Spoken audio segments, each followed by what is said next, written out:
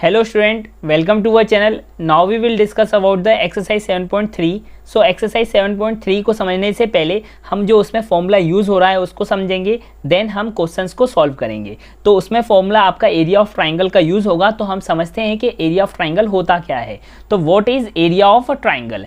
If A x1 y1 b x2 y2 and c x3 y3 are the vertices of a triangle ABC। मतलब triangle ABC के जो vertices है वो आपके पास A है और B है और C है।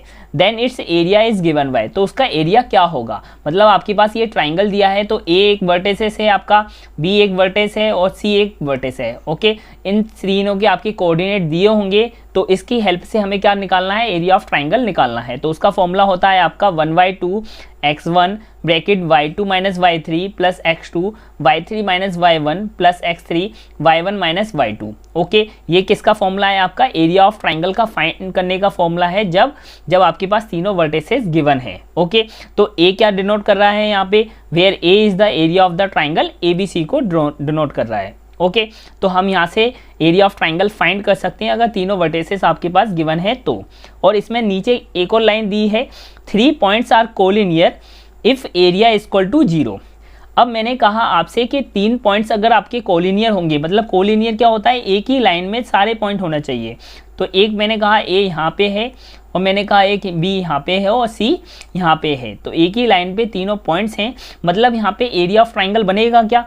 नहीं बनेगा। तो अगर एरिया ऑफ ट्राइंगल बनेगा नहीं तो एरिया होगा क्या? आपका 0 होगा। तो हम यहाँ से कह सकते हैं अगर पॉइंट्स अगर कोलिनियर है तो उसका एरिया क्या होगा? हमेशा 0 होगा। मतलब अगर पॉइंट्स कोलिनियर है तो एरिया ऑफ ट्राइंगल क्या होगा? आपका 0 होगा। ये भी आपको हेल्पफुल करेगा 7.3 एक्सरसाइज सॉल्व करने में। ओके, तो अब हम क्वेश्चंस को सॉल्व करते हैं। सो क्वेश्चन नंबर फर्स्ट में दिया है find the area of the triangle whose vertices are. मतलब आपके पास एरिया ऑफ ट्राइंगल फाइंड करना है और आपके पास वर्टिसेस गिवन है। एक वर्टिस दिया है, B वर्टिस दिया है और C वर्टिस दिया है। तो हम इसको ट्राइंगल के अकॉर्डिंग देखते हैं, ट्राइंगल ड्रॉ कर लेते हैं। तो हमने ये ट्राइंगल ड्रॉ कर लिया है। तो यहाँ पे A के कोऑर्डिनेट है वो आपके पास 2,3 है और जो B के कोऑर्डिनेट है वो आपके पास -1,0 है और वो जो आपके पास C के कोऑर्डिनेट है वो आपके पास 2,-4 है। ओके, तो हम यहाँ से क्या लिखते हैं कि जो A के कोऑर्डिनेट है वो आपके पास x1 y1 होगा और जो B के कोऑर्डिनेट है वो आपके पास x2 y2 होगा और C के कोऑर्डिनेट आपके पास x3 y3 होगा। ठीक है, तो हम यहाँ से लिखते हैं, सॉल्यूशन कर रहे हैं हम यहाँ पे हम। तो हेयर जो x1 है वो आपके पास 2 है और y1 है आपके पास वो है आपके पास 3 है। देन x2 है आपके पास -1 है और y2 आपके पास कितना है? 0 है। अब x3 आपके पास कितना दिया है? 2 दिया है और y3 आपके पास कितना दिया है? -4 दिया है। तो यहाँ से हम एरिया ऑफ ट्राइंगल लगाते हैं कि एरिया ऑफ ट्राइंगल का फॉर्मूला क्या था? तो area of triangle ABC। Okay, तो एरिया क्या था? 1/2 bracket x1 y2 minus y3 plus x2 y3 minus y1 plus x3 y1 minus y2। Okay, ये किसका फॉर्मूला है? एरिया ऑफ ट्राइंगल फाइंड करने का फॉर्मूला है। तो यहाँ पे हमारे पास सारी वैल्यूज़ हैं, हमें सिर्फ पुट करना है।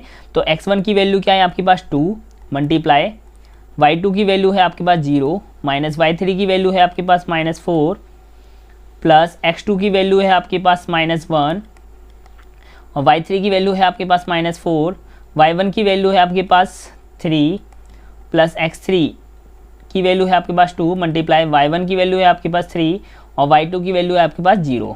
ओके, यहाँ से हम इसको सॉल्व करेंगे तो 1/2 2 मल्टीप्लाई 0 माइनस माइनस क्या हो जाएगा? प्लस। तो यहाँ से हम लिख सकते हैं इसको 4 प्लस -1 मल्टीप्लाई -7, -4 और -3 क्या होगा? -7 होगा प्लस 2 मल्टीप्लाई 3।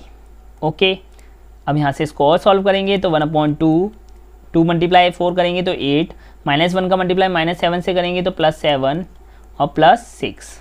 ओके, अब 6 प्लस 7 होंगे आपके पास 13 और 13 में 8 को प्लस करेंगे तो कितना आएगा आपके पास? 21/2। ओके, अगर हम इसको डिवाइड देंगे तो 10.5 क्या आएगा? स्क्वायर यूनिट आपका आंसर आ जाएगा। 10.5 square unit is the answer of question number first. Okay, अब हम क्वेश्चन नंबर सेकंड को समझते हैं। तो क्वेश्चन नंबर सेकंड में भी सेम है कि आपके पास एरिया ऑफ ट्राइंगल फाइंड करना है और तीनों वर्टिसेस आपके पास गिवन है। ठीक है, तो ए दिया है आपके पास, बी दिया है और सी दिया है। तो ट्राइंगल बना लेते हैं पहले हम। तो ट्राइंगल हमने ड्रॉ किया, तो ए बी और सी। तो ए के कोऑर्डिनेट लिख लिए हमने -5, -1, बी के कोऑर्डिनेट है आपके पास 3, -5 और सी के कोऑर्डिनेट है आपके पास 5, 2। ओके, तो हम यहाँ से लिख लेते हैं कि हेयर जो x1 है वो कितना है आपके पास -5 और जो y1 है वो आपके पास -1 है और x2 है आपके पास 3 और y2 है आपके पास -5, x3 है आपके पास 5 और y3 है आपके पास 2। ओके, इसके बाद हम एरिया ऑफ ट्राइंगल का फॉर्मूला लगाते हैं। तो area of triangle A B और C equal to 1/2 x1 bracket y2 - y3 plus x2 y3 - y1 plus x3 y1 - y2। Okay, ये आपके पास एरिया ऑफ ट्राइंगल का फॉर्मूला है। बस वैल्यू पुट करनी है अब हमें। 1/2 x1 की वैल्यू क्या है -5 मल्टीप्लाई y2 की वैल्यू है -5 और माइनस फॉर्मूले का है y3 की वैल्यू है आपके पास 2 प्लस x2 की वैल्यू है आपके पास 3 और y3 की वैल्यू है 2 माइनस y1 की वैल्यू है आपके पास -1 प्लस x3 की वैल्यू है आपके पास 5 और y1 की वैल्यू है आपके पास -1 माइनस y2 की वैल्यू है आपके पास -5। ओके, अब 1/2 -5 multiply -7 plus 3 multiply 2 minus minus क्या होगा +1। तो यहाँ से ये हो जाएगा 2 + 1 + 5 मल्टीप्लाई -1 माइनस माइनस क्या हो जाएगा +5 देन 1/2 -5 को -7 से मल्टीप्लाई करेंगे तो क्या आएगा आपके पास 35 plus 3 multiply 3 plus 5 multiply 4। Okay, तो 1/2 35 प्लस 9 प्लस 20। ओके, अब 20 और 9 को प्लस करेंगे तो 29 होगा और 29 को अगर 35 से प्लस कर देंगे तो कितना आएगा आपके पास 4 1 कैरी और जो 6। ठीक है, तो कितना आएगा आपके पास 1/2 मल्टीप्लाई 64 देन 64 को कैंसिल आउट करेंगे तो कितना आएगा आपके पास 32 square unit is the answer of question number second. 32 answer होगा आपका क्वेश्चन नंबर सेकेंड का। तो ये इसका क्या है आंसर।